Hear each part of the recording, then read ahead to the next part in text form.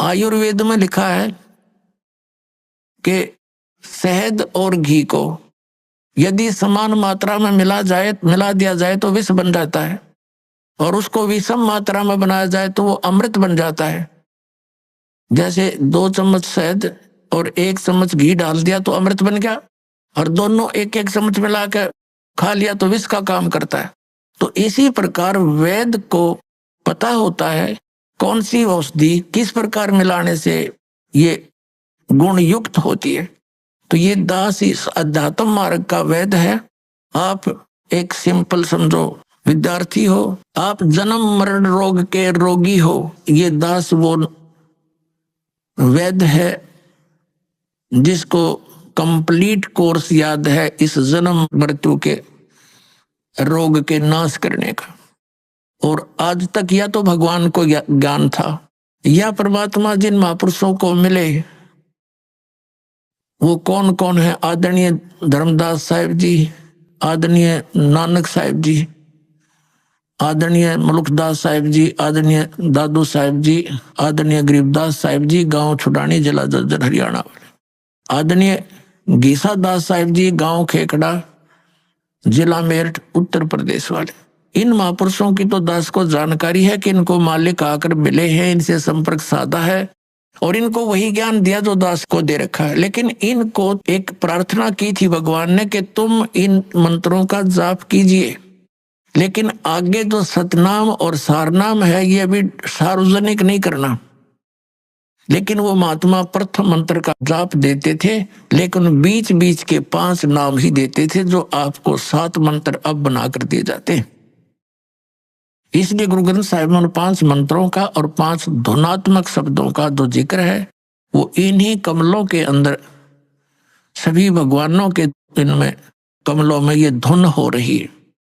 जैसे आप देखोगे राष्ट्रपति भवन में भी एक धुन चलती रहती है और गवर्नर भवन में भी एक धुन चलती रहती है, कंटिन्यू चलती रहती है। अब तो ऑटोमेटिकली इंस्ट्रूमेंट बन गए। पहले विशेष ड्यूटी लगाई जाती थी नौकरों की, वो उनके वहां एक विशेष प्रकार की राष्ट्रीय धुन का हमेशा चालू रखते थे।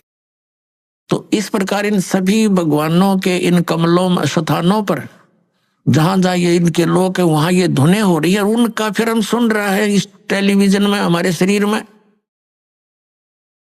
जैसे कोई भी कार्यक्रम कहीं हो रहा है तो टेलीविजन पर हम यहाँ देख रहे हैं, लेकिन वो टेलीविजन में नहीं है, वहां तो हम देख रहे सुन रहे हैं, वो वास्तव में कहीं और होता है। तो ऐसे ये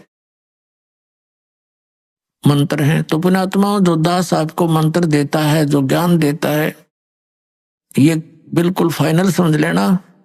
और उपदेश प्राप्त होने के बाद केवल आप दास जो आदेश आपको दे उसका पालन करना है, उसमें अग्रम मग्रम नहीं करनी है, नहीं तो फिर आप भक्तिहीन हो जाओगे। तो कहने का भाव यह कि आज का जो सत्संग चल रहा है किस उद्देश्य से है कि ये वो समय है जो हमें मोक्ष प्राप्त कराएगा। परमात्मा ने कहा था 600 वर्ष पहले जब मालिक कबीर परमेश्वर जी आए थे कि जब बिचली पीढ़ी आवेगी धर्मदास जी कि तब तक तू इस मंत्रों को छुपा के रखना, इस मूल ज्ञान को भी डिक्लेयर मत करना तुम, नहीं तो इन काल के भेजे हुए दूतों के ये मंत्र और ये नाम ज्ञान सब हाथ लग गया तो वो भी यही प्रचार करते पाओ। जैसे राधा स्वामी पंथ है, डेरा सच्चा सौदा सरसार, ये जगमालवाड़ी, ये कृपाल सिंह, ठाकुर सिंह, और ये ब्यास वाला डेरा जय गुरुदेव, और ये भिवानी वाला, दनौद वाला, जो ताराचंद वाला, ये सारे श्रद्धालु बेचारे चले तो थे भगवान पाने के लिए, लेकिन ये शिवजाल के फंस गए। उसने कख पता नहीं था, 5 नाम काल के जाप करे और करवाए और भूत बन गया।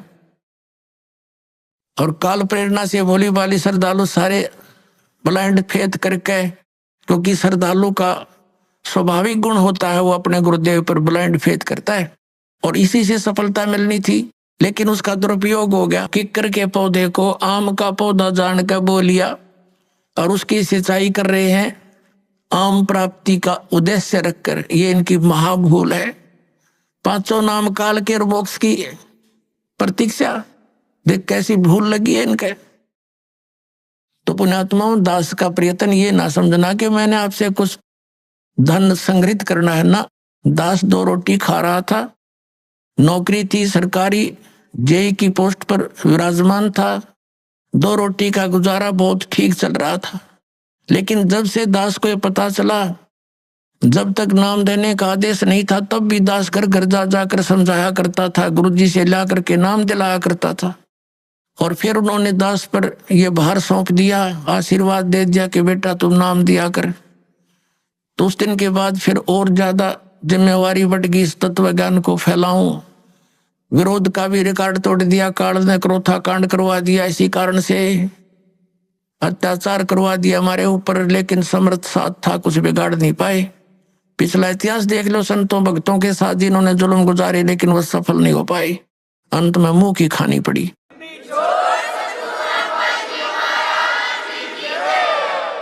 और यही दशा अब इनकी हो रही है।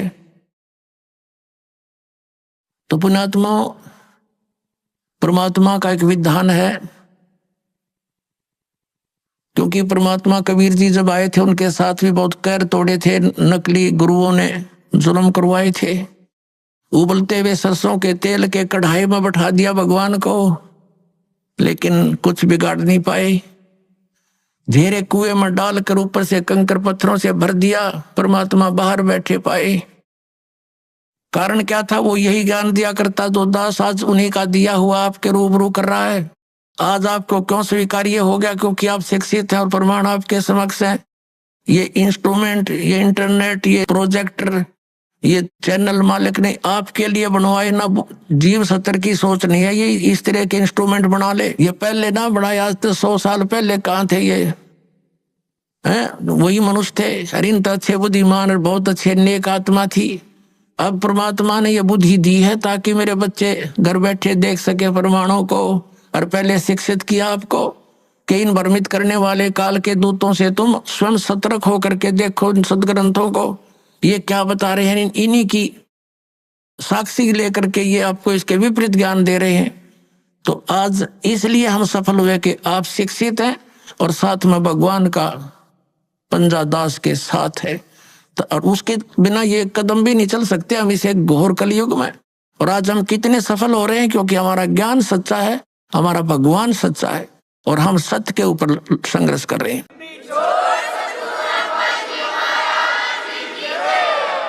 अब जो प्रसंग चल रहा है कि हम परमात्मा की भक्ति, परमात्मा की प्राप्ति के लिए ट्राई कर रहे हैं, लेकिन शास्त्र विधि त्याग का मनमाना आचरण करके हम वहीं के वहीं खड़े हैं।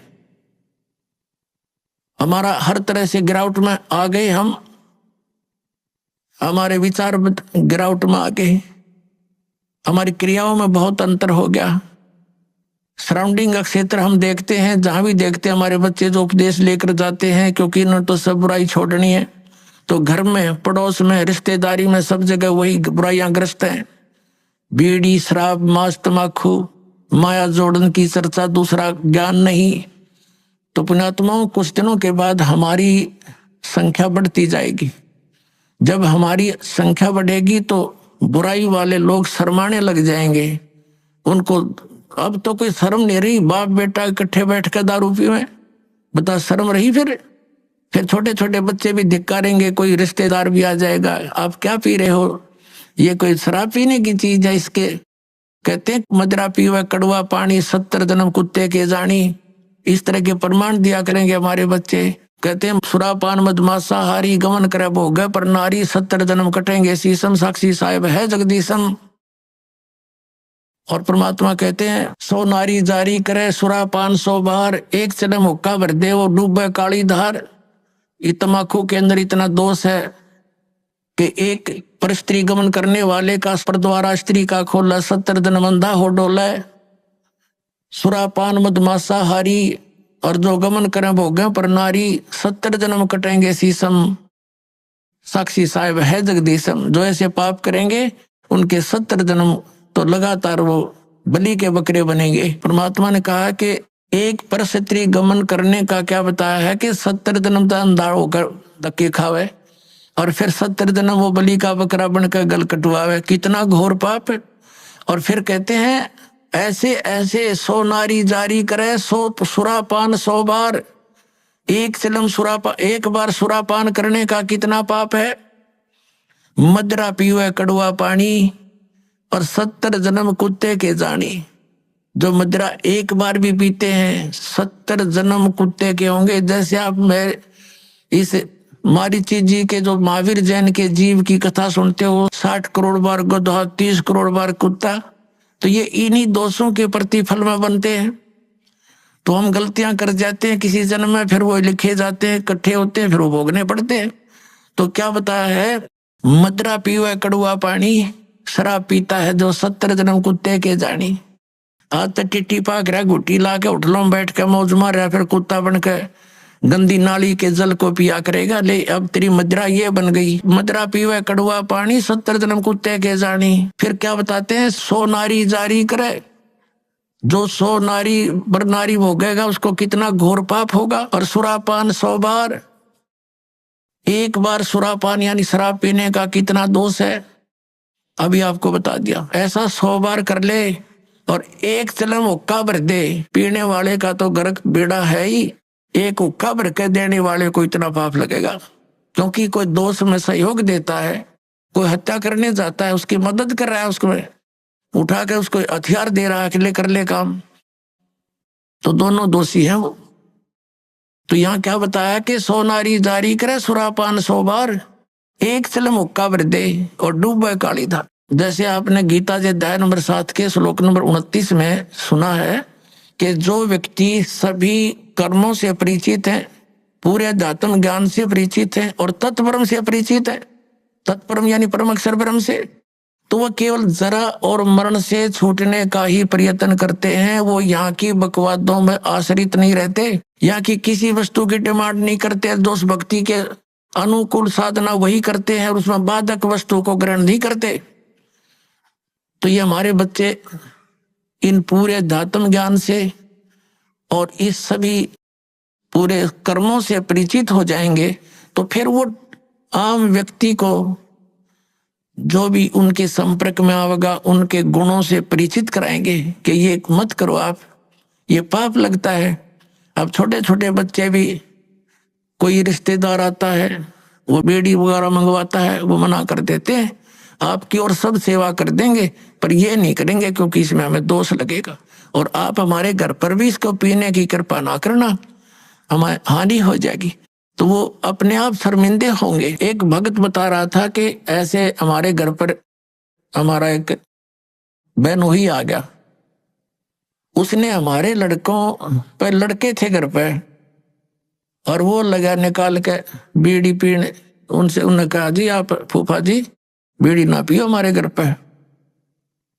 तो उन बच्चे थे, उसने समझदार व्यक्ति था, उसने बंद कर दी और बाहर जाकर पी आया। उसने सामने आकर उसे बताई मेरे से, वो कह रहा था, कहने लगे ये बालकों को क्या हो गया, मैं बीड़ी पीने लगा था ना, मना कर दिया।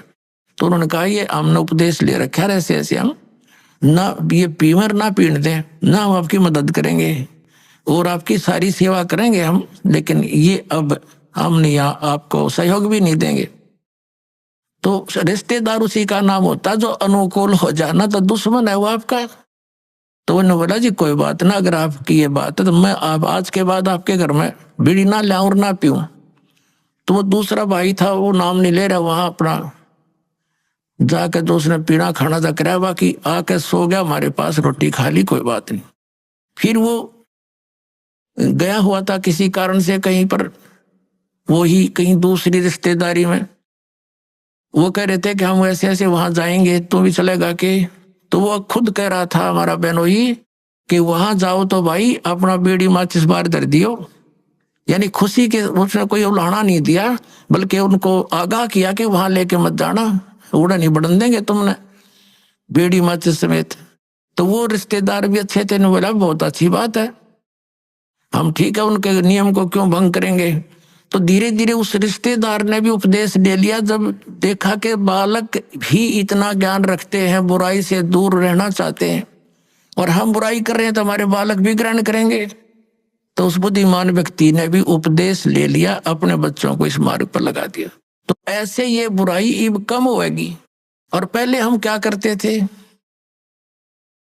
जब हम छोटे छोटे थे, हमारी बहनों के बटेऊ आते थे बहनोई, तो हमारी स्पेशल सेवा लगाई जाती थी कि इनकी चलम ठंडी नहीं होनी चाहिए, ना तो बेइज्जती हो जाएगी। यानी इनका हुक्का इतना प्यारा है, ये कंध्याड़ बैठे रहियो स्पेशल। तो बताओ, एक तो उनको दूना नरक में ठोक्या करते, अरे हम उनने कहा हाथ जोड़ कर ना जी, ना पीवा ना पीने दिहाड़। तो उनको भी विवश होना पड़ेगा सोचने से बुराई को छोड़ने के लिए। तम्बाकू शराब ये कोई खाने पीने की वस्तु है, बकवास लपेट ली चौगर देकर अपनात्मा। इस प्रकार अब ये पूरे विश्व में एक अच्छी लहर दौड़ेगी, विकार रहित होंगे, और जो माया जोड़न की दौड़ लाग रही पुण्यात्मा या कति खत्म होएगी ज्ञान के आधार से। एक इंसान को जो भी मिलना है उसके प्रारब्ध में लिखा हुआ है, और वो तो उसको मिलेगा ही मिलेगा। और अब जो आप इस साधना को करोगे, जो दास आपको बताएगा, आपके भाग में ना होगा और आपको आवश्यकता होगी, वो फिर भगवान अवश्य अपने कोटे तो देगा आपको। ये सत्कर मानना। फिर आप किस लिए चोरी करोगे, मिलावट करोगे, और फिर पता चल जाएगा चोरी रिश्वत करने से तो विष खाना है। अपने घर पर रिश्वत लेकर मिलावट करके 2 नंबर का काम करके बच्चों को खिलाना, ये समझ लो उनको विष देने की जरूरत नहीं पड़ेगी आपने लास्ट में। ऐसी स्थिति हो जाएगी आपके परिवार की। हम क्यों फिर विष खाएं जब ज्ञान हो जाएगा ये विष है। तो अभी तक हमें कोई ये वादा करने वाला था ही नहीं कि तुम जो कर रहे गलत कर रहे हो, और कोई स्वयं भी उस पर रुकने वाला नहीं था। कह देता था तो खुद करता था। जैसे हमारे दादे परदादे पिताजी स्वयं हुक्का पीते थे, और बच्चे साथ खड़े हो जाते, हुक्का का मुंह लगा देते, कहते थे मारूंगा तेरे, हट जा, बहुत बुरी चीज है इसको ना पीना, और खुद पीने लग रहे। तो बच्चे कब तक मानेंगे इस बात को, युवा होते हुए शुरू कर देते हैं, फिर उनको धमका भी नहीं सकते।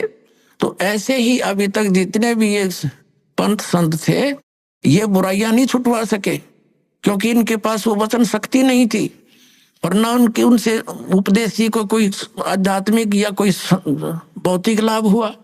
तो अब आपको सारे काम होंगे जो भगवान किया करता है। आपको परमात्मा मिल गया, परमात्मा के गुणों में लिखे हैं, वो रोगी को सुखी करे, निसंतान को संतान दे भाई, और भी हमारे ऊपर आने वाले प्रारब्ध के दुखों को भगवान दूर करता है। इसलिए भक्ति करते थे, इसलिए परमात्मा की खोज करते थे। ये गुण है मालिक के। जैसे बिजली के गुण हैं, बिजली के गुणों में लिखा है कि बल्ब भी जलेगा, ट्यूब भी जलेगी, पंखा भी चलेगा, कूलर भी चलेंगे, और पशुओं का चारा काटने की मशीन भी चलेगी, आटा पीसने की चक्की भी घुमाती है वो। तो ये गुण है, लेकिन वो गुण कब होंगे, जब उसका कनेक्शन मिल जाएगा, तब वो फल देगी। तो पुण्यात्माओं, जैसे ये पहले जितने भी संत पंथ हैं, ये शास्त्र विदिता का मनमाना आचरण हमें दे रहे थे। ये हमें कनेक्ट नहीं कर सके उस पावर से जो लाभ दिया करती है।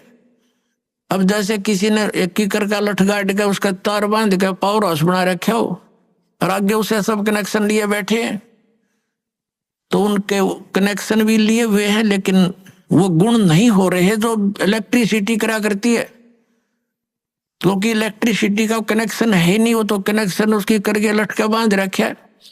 तो इसी प्रकार ये शास्त्र विदिता का मनमाना आचरण करने वाले, जिनका आप कोई गुरु नहीं, जैसे श्री शिवदयाल जी राधा स्वामी पंथ के प्रवर्तक, उनका कोई गुरु नहीं, यानी आज्ञा कनेक्शन नहीं, जहां से पावर आनी थी वो तो कीकर का लठ था एक समझ लो, और उससे फिर ये इतने तार जोड़ दिए सबने, और किसी को खक नहीं हो रहा, सारे लौट पेट के बैठे हैं घर पे, क्योंकि इनको पता नहीं था कि ये कनेक्शन जोड़ कहाँ रखा है इन्होंने। अब दास ने बताया इनको कि वो खुद भूत बना बैठा है, शिवदयाल जी राधा स्वामी पंथ का प्रवर्तक, तुम्हारी क्या यही दशा आपकी होगी जो उससे संबंधित रहेंगे, तो आपने त्यागना पड़ेगा उसको। और दास बताता हमारा कनेक्शन कहाँ से है।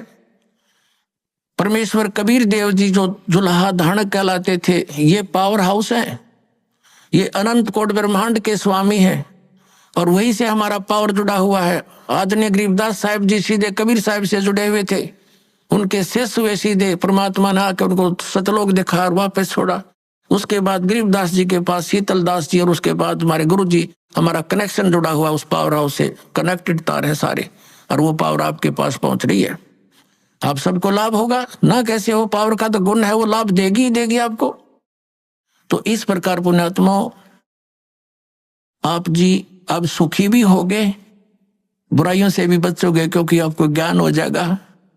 परमात्मा कहते हैं जब तक बच्चा अबोध रहता है, एक छोटे से बालक ने क्या देखा, पिताजी दारू शराब पीता था, दादाजी भी घुट्टी लगाता था, वो एक पशुओं का भूस भर रखा था तूड़ा एक कोठे में, दादाजी दूसरे स्थान पर शराब की बोतल पी के बाकी बची उसमें छुपा देता था, और पिताजी दूसरी साइड में छुपा देता था, बच्चे देखा करते थे। एक दिन उस बच्चे ने सोचा पिताजी पीवे दादा पीवे तो बढ़िया चीज होगी, तू भी पी ले। उसमें कीड़े मारने की दवाई थी, कोई विष था, वो बोतल भी उस तूड़े में दाबे रखी थी। उस बच्चे ने हाथ उठ मारा, किसी कोई पावे वो मैं भी पीऊं। वह कीड़े के जो तेल था मारने के जो विष था वो हाथ लग गया, गाल का कप में पी गया। 5-10 मिनट बाद छोड़े पड़ मरा पाया, सुना देखा और बोतल धरी कप रखा। तो पुण्यात्माओं, और जब उस बच्चे को ये पता हो जाएगा कि ये तो विष है, हाथ भी ना लावर, दूसरा ने भी नौका दूर रहियो भाई, ये तो मर जाएगा इससे। तो पुण्यात्माओं, परमात्मा हमें ये आगाह कराते हैं कि कौन सा विष है कौन सा अमृत है। और जब आपको ये ज्ञान हो जाएगा, फिर बताते हैं जैसे किरका जहर का रंग होरी हो, कहो कौन तिस खावे राम रंग होरी हो। होरी माने खुशी। जैसे कहीं पर विष का कण भी गिरा हो और आपको पता चल जाए ये विष का कण है, कहते उस कण को भी कौन खाओगा, किरके को उठा के दूर गिर का होगा, मिट्टी में दाब देगा और हाथ धोएगा, कहीं हमें प्रभाव ना कर जाए। तो परमात्मा कहते हैं जैसे किरका जहर का रंग होरी हो, कहो कौन तिस खावे राम रंग होरी हो। यानी भगवान के रंग में हम इसे रंग जाएंगे, और फिर होरी होरी माने खुशी खुशी होगी हमारे घर में।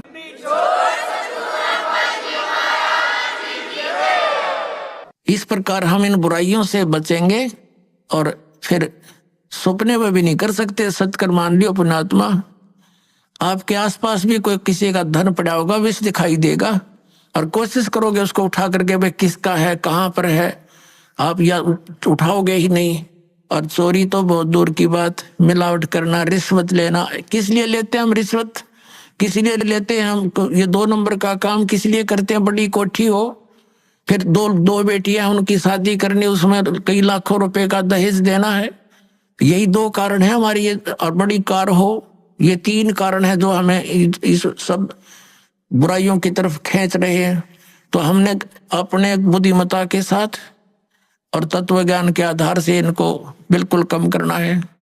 अब लड़कियों को कैर बना रखा हमने, 2 बेटी होगी सारा कुनबा रोने लग जाता है, क्या होगा, क्यों, क्योंकि उनके ब्याह पर खर्चा घना करने लगे हम।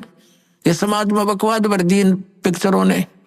तो अब हमने इसको खत्म कर देना है। बेटी का ब्याह करना है, सिंपल वैसे करो, विवाह तो भगवान करके भेजा है, संयोग वही जोड़ता है। माँ बाप 2-2, 3-3 साल धक्के खाए जाते हैं, संस्कार नहीं होता, परमात्मा 1 मिनट में कर देता है। तो वो मालिक का किया हुआ होता, उसको हमने सिर्फ उनको मिलन करना बच्चों का, परमात्मा की वाणी बोल दे और सिंपल साधारण तरीके से उनका विवाह करो, जाओ, कभी कुछ नहीं दे। और बच्चों को भी ये ज्ञान हो जाएगा कुछ दिनों में कि परमात्मा देगा, उससे पूरा, उससे हमारा सफलता होगी, माँ बाप के दिए हुए से कभी सफलता नहीं होगी।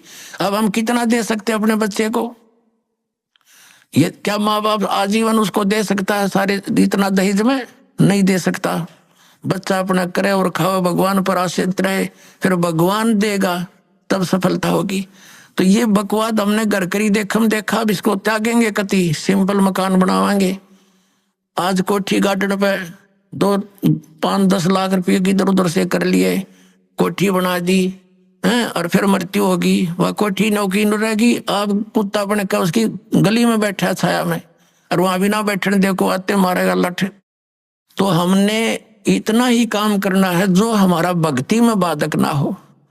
हम सारा जीवन किले बनाने में, कोठी खरीदने के चक्कर में 100 पाप कर बैठते हैं। वो पाप हमारे साथ चले जाते हैं, वह कोठी और कार यहीं रह जाती है। तो इस ज्ञान के आधार से आप जी ने सबसे पहले तो हमने इस विवाह की क्रियाओं को बदलना पड़ेगा।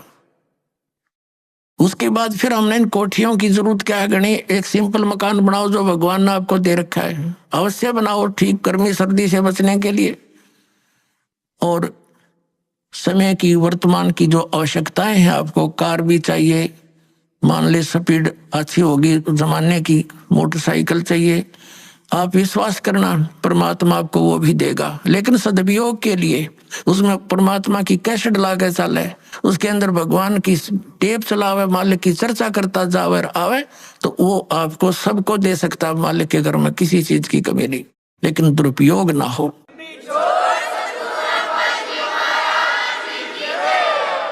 और हमेशा परमात्मा देगा, उसी में सफलता प्राप्त होती है। और भगवान तो इस मिट्टी का सोना बना के दे दे आपको, पता नहीं कहाँ कहाँ से बरकत कर देगा। बीड़ी शराब में तम्बाकू छोड़ दिया, आप पर बरकत होगी। आपके रोग होना था वो लागत 2 लाख रुपए, अरे 100 रुपया की दवाई से मालिक ठीक कर देगा, बहाना सा करके, तो होगी बचत सारे शुरू।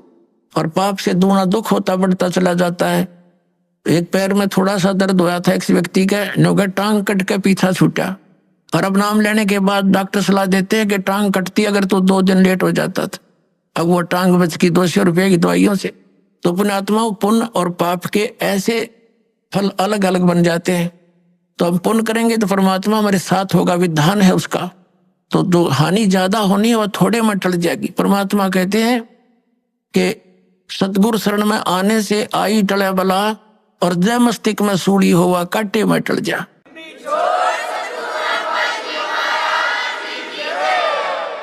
यदि हमारे प्रारब्ध के अंदर मृत्यु होनी हो तो परमात्मा कहते हैं कांटा लग जाने से उसको इतने में ही आपके उस पाप को वो परमात्मा कैंसिल करवा देगा। तो इसलिए भगवान की खोज हम किया करते थे। तो पुण्यात्मा, हमारे जो अध्यात्म गुरु थे वो तत्व ज्ञानहीन और हमारे सदग्रंथों से अपरिचित थे। पवित्र हिंदू धर्म से पहले कोई मजहब नहीं था। जो कोई भक्ति या तो करता नहीं था, करता था तो वेदों अनुसार ही करता था। पवित्र हिंदू धर्म का उत्थान आदि शंकराचार्य जी से माना जाता है। आज से 2520 वर्ष पूर्व उनका जन्म हुआ, यानी ईसा जी से 508 वर्ष पूर्व। उसके बाद ही ईसाई धर्म का उत्थान हुआ।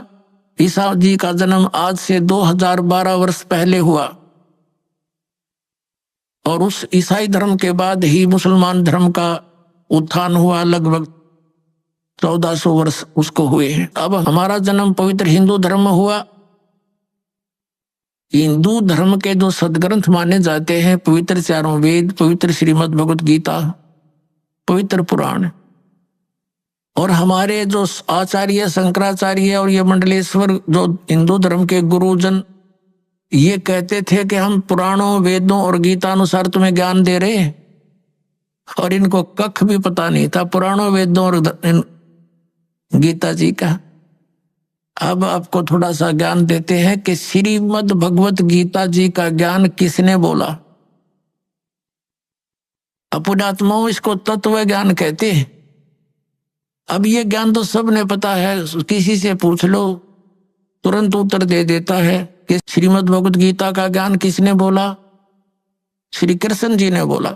पुण्यात्माओं, यदि इस इतना ही कहने से बात बन जाती तो फिर गुरुओं की आवश्यकता क्या थी इन सदग्रंथों को समझने की। श्रीमद् भगवत गीता के अंदर श्री कृष्ण जी का तो रोल ही नहीं कहीं पर भी। पुण्यात्माओं, ये वचन सुनोगे तो उठ पटांग लगेगी आपने, क्योंकि आप जी ने ऐसे गुरु मिले जिन्हें आज तक यो ज्ञान निर्णय करके बताया ही नहीं। जब तक हम सृष्टि रचना से परिचित नहीं होते तब तक हम इस पॉइंट को नहीं समझ सकते जो दास अब क्लियर करने जा रहा है। सृष्टि रचना के विषय में स्वयं परमेश्वर ने आके बताया है कबीर साहब ने। यहाँ सृष्टि रचना तो नहीं सुनाऊंगा, लेकिन थोड़ा सा हिंट सदग्रंथों का दे करके और श्रीमद् भगवत गीता का ज्ञान किसने दिया वो बताएंगे। श्रीमद् भगवत गीता अध्याय नंबर 15 के श्लोक नंबर 16 और 17 में 3 पुरुष हैं, एक सर पुरुष, एक अक्षर पुरुष, एक परम अक्षर पुरुष है। 17वें श्लोक में जो कहा है कि उत्तम पुरुषत्व ने वो परम अक्षर पुरुष है, उसके विषय में गीता जी अध्याय नंबर 8 के श्लोक नंबर 1 में अर्जुन ने पूछा कि आपने जो 7वें अध्याय के 29वें श्लोक में जिस तत्ब्रह्म के विषय में जानकारी दी है कि उसको जानकर फिर प्राणी केवल जरा और मरण से ही छूटने का प्रयत्न करता है, तो किम तत्ब्रह्म 8वें अध्याय के गीता जी के प्रथम श्लोक में प्रश्न किया अर्जुन ने। गीता ज्ञानदाता ने 8वें अध्याय के 3रे श्लोक में उत्तर दिया कि वो परम अक्षर ब्रह्म है। तो पुण्यात्माओं, ये सरपुरुष कौन है? ये स्वयं ब्रह्म है, ये काल है, ये गीता ज्ञान बोल रहा है। अक्षर पुरुष कौन है? जो 7 संग ब्रह्मांड का स्वामी है, उसका यहाँ कोई रोल नहीं है। इसलिए हमारे इस अध्यात्म ज्ञान में इस पृथ्वी लोक पर विशेषकर 2 पुरुषों का, 2 भगवानों का रोल है। एक तो इस सरपुरुष यानी ब्रह्म का, जो श्री कृष्ण जी में प्रवेश करके गीता जी का ज्ञान बोल रहा है, जिसने ज्ञान बोला। और दूसरा परम अक्षर ब्रह्म है, जो उत्तम पुरुषत्व अन्य परमात्मा इति उदाहरते यह लोक चरमावि सेवी वर्ती अवे ईश्वर है। गीता जी अध्याय नंबर 15 के श्लोक नंबर 17 में। और 8वें अध्याय के 3रे श्लोक में गीता ज्ञानदाता स्वयं कहता है वो परम अक्षर ब्रह्म है। तो ये गीता ज्ञानदाता 8वें अध्याय के 13वें श्लोक में कहता है कि ओम इति एकाक्षरम ब्रह्म व्यवहारण माम अनुसमरण यह प्रयाति तजन देहम स याति परमागति। मुझ ब्रह्म का केवल एक ओम मंत्र है, और इसका जो उच्चारण करके श्रवण करता हुआ शरीर छोड़कर जाता है, ओम नाम से मिलने वाली जो परम गति उसको प्राप्त होता है। वो कौन सी है? ब्रह्मलोक। ओम नाम से ब्रह्म का है, ब्रह्मलोक में रहता है ब्रह्म, तो ब्रह्म प्राप्ति होती है। 8वें अध्याय के 16वें श्लोक में लिखा है ब्रह्मलोक पर्यंत भी जन्म मृत्यु के अंदर है। ये भी पूर्ण मोक्ष नहीं हुआ, क्योंकि ब्रह्मलोक में गए हुए प्राणी भी वापस आते हैं। और गीता ज्ञानदाता स्वयं भी कहता है 2 अध्याय के 12वें श्लोक में, 4 अध्याय के 5 और 9 श्लोक में, 10वें अध्याय के 2 श्लोक में कि अर्जुन तेरे और मेरे बहुत जन्म हो चुके। इसलिए 18वें अध्याय के 62वें श्लोक में गीता ज्ञानदाता कहता है कि तू सर्वभाव से उस परमेश्वर की शरण में जा, उसकी कृपा से ही तू परम शांति को, सनातन परम धाम को प्राप्त होगा। गीता जी अध्याय नंबर 15 के श्लोक नंबर 4 में कहा कि जब तत्वदर्शी संत मिल जा, उसके बाद उस परमेश्वर के उस परम पद की खोज करनी चाहिए, जहां जाने के बाद साधक फिर लौटकर कभी संसार में नहीं आते। और जिस परमेश्वर ने सब ब्रह्मांडों की रचना की है, और केवल उसी की भक्ति करो, ये गीता ज्ञानदाता कहता है। तो इससे सिद्ध है कि श्रीमद् भगवत गीता का ज्ञान देने वाले से भी कोई और एक सुप्रीम पावर है। अब श्रीमद् भगवत गीता का ज्ञान कौन दे रहा है? जो ये कह रहा कि मेरा एक ओम नाम है, ओम नाम ब्रह्म का है। और ये ब्रह्म कौन है? ये काल है। इसने प्रतिज्ञा कर रखी है कि मैं कभी किसी के समक्ष नहीं आऊंगा, मेरे कर्म और जन्म अलौकिक है। गीता जी अध्याय नंबर 4 के श्लोक नंबर 9 में यह कहता कि अर्जुन मेरे जन्म और कर्म दिव्य है, अलौकिक है। अब पुण्यात्माओं, अब हम आपको श्रीमद् भगवत गीता जी का ज्ञान किसने बोला, ये थोड़े से संक्षिप्त में सुनाएंगे। श्री कृष्ण जी का तो रोल ही नहीं है गीता जी के ज्ञान में। कैसे कि श्री कृष्ण जी युद्ध के पक्ष में नहीं थे इस महाभारत के युद्ध में, और 2-3 बार वो गए हैं शांति दूत बनकर, समझाने की चेष्टा की है कौरव और पांडवों को। लास्ट में यहां तक जब फैसला कर लिया कि भी एक